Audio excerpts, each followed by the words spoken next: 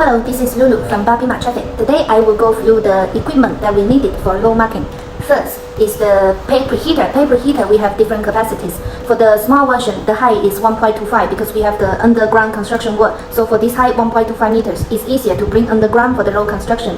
And then we have the 1.6 meters machine also, which is for the highway and the general construction. For the 1.25 version, we have the 12 sacks and then 20 and then 24 version. For example, 12 bags, that is left and right both for 6 package together. And then for the 20 is 10 for the left and then 10 for the right. We usually most basically use the 24 capacity and 30 capacity more in our road construction work in China. You can select the capacity according to your construction amount.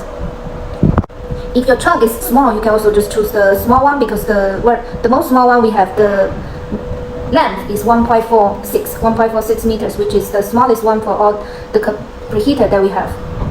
This preheater is with the diesel engine, so when you operate the machine, you need to add the water for this engine and then diesel oil. And also after a few months, you need to add the engine oil for the machine.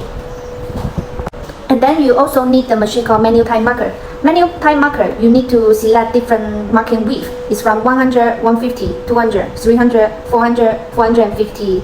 For the width, marking width is different according to the project. For example, if you only have the 100 millimeter for this marking width, when you need to mark 200, you can just mark the 100 for 2 times together, then it's 200.